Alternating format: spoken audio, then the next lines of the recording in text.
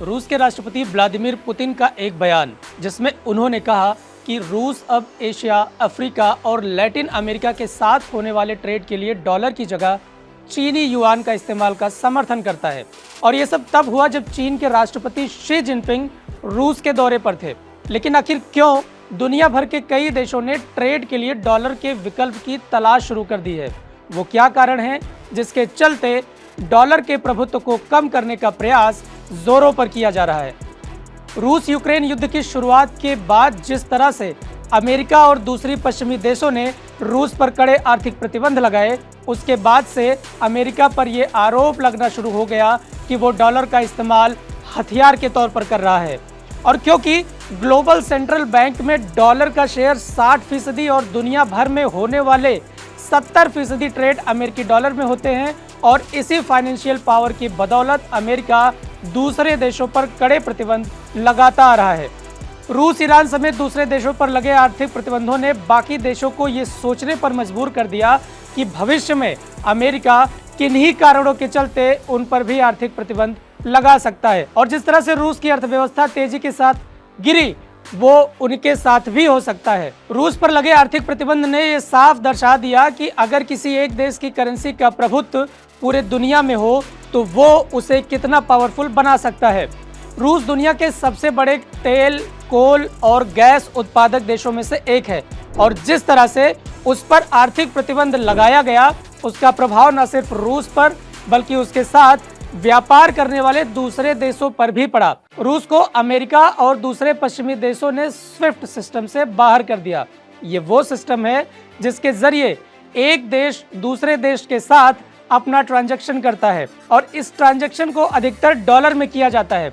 और यही वजह है कि अमेरिका आए दिन इस सिस्टम से लेन देन करने वाले देशों पर अपनी मनमानी करता आ रहा है। आपको बता दें कि रूस से पहले अमेरिका ने साल 2012 में ईरान के परमाणु कार्यक्रम के चलते उसे इस सिस्टम से बाहर कर दिया था, जिसकी वजह से ईरान ने जिन देशों को तेल बेचा था उसका भुगतान तक नहीं मिल पाया, और ईरान की अर्थव्यवस्था पूरी तरीके से चरमरा गई। अब आप ये जान लीजिए कि डॉलर के प्रभाव को कम करने के लिए जियोपॉलिटिक्स में क्या कदम उठाए जा रहे हैं। वैसे तो रूस ने डी डॉलराइजेशन की दिशा में कदम बहुत पहले ही बढ़ा दिया था। डी डॉलराइजेशन, जिसका मतलब है इंटरनेशनल मार्केट में डॉलर के प्रभाव को कम करना। साल 2014 में क्रीमिया पर कब्जे के बाद उस पर कड़े प्रतिबंध लगाए गए। उसी के बाद रूस ने डॉलर के विकल्प की तलाश शुरू कर दी। रूस ने साल 2021 तक डॉलर से जुड़ी अपनी संपत्तियों की हिस्सेदारी घटाकर 16% कर ली। स्विफ्ट को बाईपास करते हुए रूस ने SPFS यानी system for transfer of financial message, और चीन ने CIPS यानी cross border interbank payment system के जरिए ट्रांजैक्शन करने की और तेजी के साथ कदम बढ़ाया है। चीन के इस पेमेंट सिस्टम में अब तक 690 बैंक शामिल हो चुके हैं, जो साफ तौर पर यह दर्शाता है कि दुनिया भर के देशों ने यह मान लिया है कि सिर्फ डॉलर में ही ट्रेड करना आज पूरी तरीके से सुरक्षित नहीं है। आपको याद होगा कि रूस पर प्रतिबंध लगने के बाद भी भारत रूस के साथ व्यापार करना बंद नहीं किया, जिसके बाद अमेरिका समेत कई देशों ने इस पर कड़ी आपत्ति भी जताई, जिसका जवाब विदेश मंत्री एस जयशंकर ने दुनिया के कई देशों को उन्हीं के मंच पर जाकर यह साफ किया कि भारत की जिम्मेदारी उसके नागरिकों के प्रति है और वो इससे पीछे नहीं हटेगा। स्विफ्ट सिस्टम के बैन के बाद भारत ने रूस के साथ रूपी रूबल में ट्रेड किया, और ये इस बात का साफ संकेत देता है कि अगर रूपी युआन या रूपी रूबल ट्रांजैक्शन मैकेनिज्म सफल हुआ तो इसमें कोई दो राय नहीं है कि आने वाले वक्त में दूसरे देश भी इस ओर तेजी के साथ कदम बढ़ाएंगे। आपको बता दें कि सऊदी अरब ने चीन से तेल के पेमेंट को युआन में लेने के लिए राजी हो चुका है। 48 सालों में यह पहली बार होगा जब सऊदी अरब डॉलर की बजाय किसी दूसरी करेंसी में ट्रेड करने जा रहा है। इसके साथ ही संयुक्त अरब अमीरात ने भारत से रुपए में लेन देन के लिए सहमति जताई है।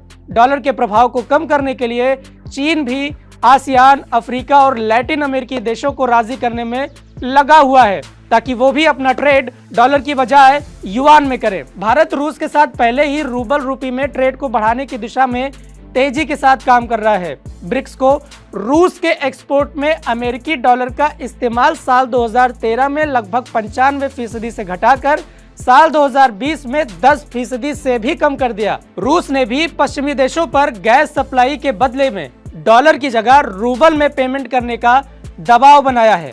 इसके अलावा ब्राजील और अर्जेंटीना ने दक्षिण अमेरिका की दो सबसे बड़ी अर्थव्यवस्थाओं के लिए एक कॉमन करेंसी ट्रेड पर सहमति भी जताई है।